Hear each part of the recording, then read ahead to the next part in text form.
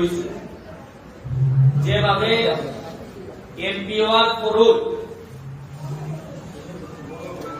পয়লা পাইলাম শীত পাইয়া যুদ্ধ শুরু হইল শীতের বিরুদ্ধে যে মানুষের ঠান্ডা লাগে মানুষ আমার গলার ওলানো ধরা তাল ধরে দিছি যে বুট দিছি ওকে ঠান্ডা লাগে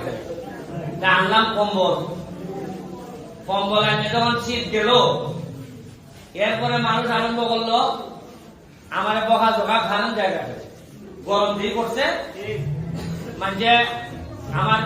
বাপ মা তুললেও কেউ কয় কেউ আবার কিছু বালা আমার দিকে খাইলে আরম্ভ করলাম কিতার বিরুদ্ধে যুদ্ধ পল্লী বিদ্যুতের বিরুদ্ধে বললাম দিবাই নি কারে না খামড়াইতাম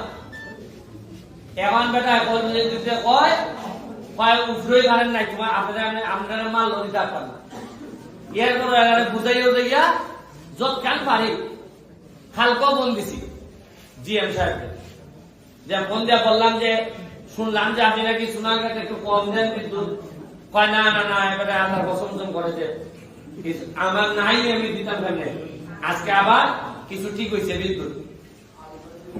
গেল বিদ্যুতের বিরুদ্ধে যুদ্ধ এরপরে আইয়া সময় কিন্তু 5 মাস কমা দিচ্ছে এরপরে আজকে বৃষ্টি বাড়লো আরম্ভ হয়েছে পানির যুদ্ধ পানি আইয়া পাইয়া 2-3 ইউনিয়ন দিয়া একই জামাইয়া 2 দিয়া বাড়িয়া 5 জাগিয়া মাছের অনেক ক্ষতি করলো ওকা মানছে বন্যার ভানির দেখা ইয়া আমার হাঁটু পর্যন্ত লঙ্গি তুলে আমার গাইলায় ভোট দিছিলাম না এখন বেটায় ভোট দিছে তো গাইলি চুপ আমি এটা মান্য নিছি যে ভোট দিছে বেটায় 5 বছর গাইলি বই এই সব যুদ্ধ একটা নেতা একটা চেয়ারম্যানের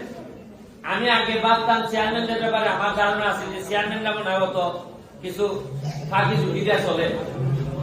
এখন আমি এমপি হওয়ার পর দেখতেছি সবচেয়ে কঠিন কাম হইল চেয়ারম্যান